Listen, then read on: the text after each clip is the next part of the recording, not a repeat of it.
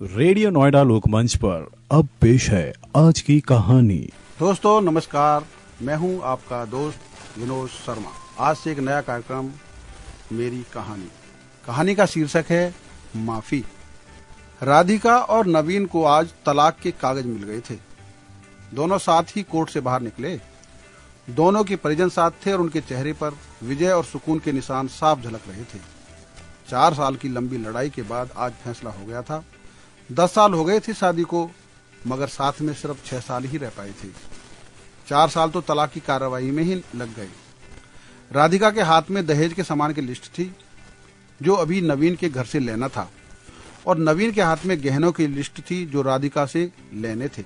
साथ में कोर्ट का यह आदेश भी था कि नवीन 10 लाख रुपए की राशि एक मुश्त राधिका को चुकाएगा। राधिका और नवीन दोनों एक ही टेम्पो में बैठकर नवीन के घर पहुंचे। दहेज में दिए सामान की निशानदेही राधिका को करनी थी, इसलिए 4 वर्ष बाद ससुराल जा रही थी, आखिरी बार। बस उसके बाद कभी नहीं जाना था उधर। सभी परिजन अपने अपने घर जा चुके थे। बस 3 ही प्राणी बचे थे, नवीन, राधिका और राधिका की माँ। नवीन घर में अकेला ही रहता था। माँ बाप और भाई आज भी गांव में ही रहते हैं। राधिका और नवीन का इकलौता बेटा जो भी 7 वर्ष का है, कोर्ट के फैसले के अनुसार बालिग होने तक वह राधिका के पास ही रहेगा। नवीन महीने में एक बार उससे मिल सकता है। घर में प्रवेश करते ही पुरानी यादें ताजा हो गई। कितनी मेहनत से सजाया था इसको राधिका ने। एक एक चीज में उसकी जान बसी थी। सब कुछ उसकी आंखों के सामने बना था। एक एक ईंट से धीरे धीरे बनते घरौंदे को पूरा होता देखा था उसने। सपनों का घर था उसका।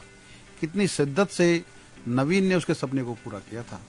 नवीन थका हारा सा सोफे पर पसर गया। बोला, ले लो जो कुछ भी चाहिए, मैं नहीं तुझे रोकूंगा। राधिका ने अब गौर से नवीन को देखा। 4 साल में कितना बदल गया है। बालों में सफेदी झांकने लगी है। शरीर पहले से आधा रह गया है। 4 साल में चेहरे की रौनक गायब हो गई है। वह स्टोर रूम की तरफ बढ़ी जहां उसके दहेज का अधिकतर सामान पड़ा था। सामान ओल्ड फैशन का था, इसलिए कबाड़ की तरह स्टोर रूम में डाल दिया था।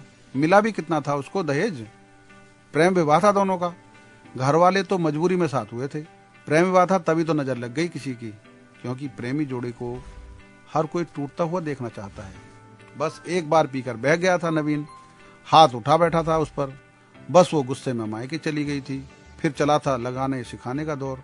इधर नवीन के भाई भाभी और उधर राधिका की माँ। नौबत कोर्ट तक जा पहुंची और तलाक हो गया। न राधिका लौटी और न नवीन लाने गया। राधिका की माँ बोली, कहाँ है तेरा सामान? इधर तो नहीं दिखता, बेच दिया होगा इस शराबी ने। चुप रहो माँ। राधिका को न जाने क्यों नवीन को उसके मुंह पर शराबी कहना अच्छा नहीं लगा। फिर स्टोर रूम में पड़े सामान को एक एक कर लिस्ट से मिलाया गया।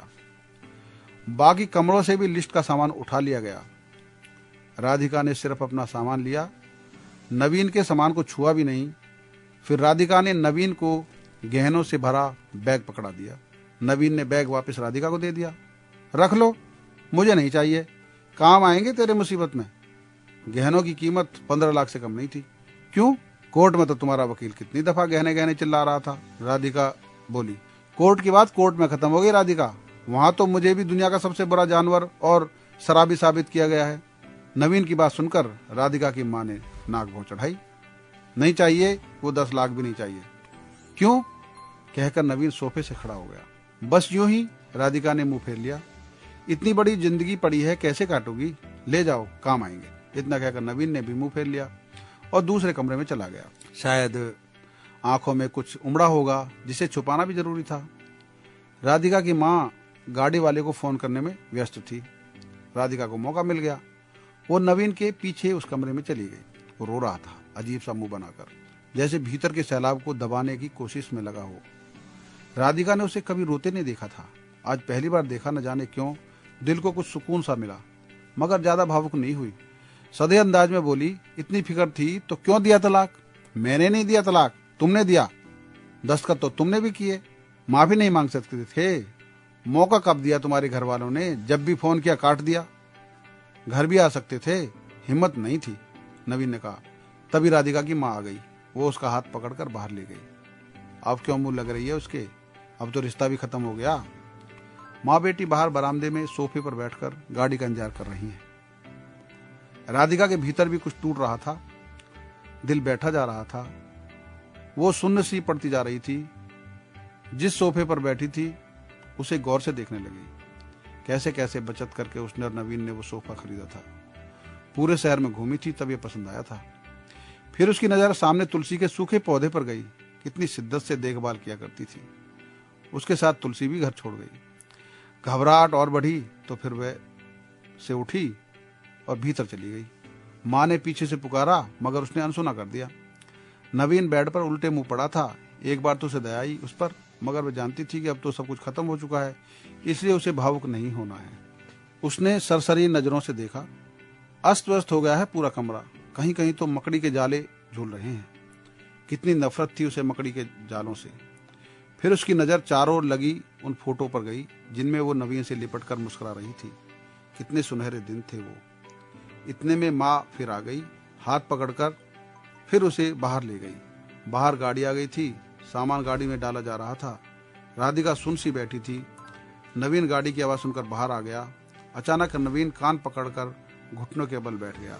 बोला, मत जाओ, माफ कर दो। शायद यही वो शब्द थे जिन्हें सुनने के लिए 4 साल से तड़प रही थी। सब्र के सारे बांध एक साथ टूट गए। राधिका ने कोर्ट के फैसले का कागज निकाला और फाड़ दिया, और माँ कुछ कहती उससे पहले ही लिपट गई नवीन से। साथ में दोनों बुरी तरह रोते जा रहे थे। दूर खड़ी राधिका की माँ समझ गई कि कोर्ट का आदेश दिलों के सामने कागज से ज्यादा कुछ नहीं। काश उनको पहले मिलने दिया हो। इस कहानी से हमें सीख मिलती है कि अगर माफी मांगने से ही रिश्ते टूटने से बच जाएं तो माफी मांग लेनी चाहिए। आपको ये कहानी कैसी लगी आप मुझे बताइएगा जरूर। सुनिए अगली कहानी अगले एपिसोड में मेरे साथ। मैं आपका दोस्त विनोद शर्मा। नमस्ते। आप सुन रहे थे आज की कहानी only on 91.2 FM radio Noida Lokmanch. आपकी अपनी आवाज।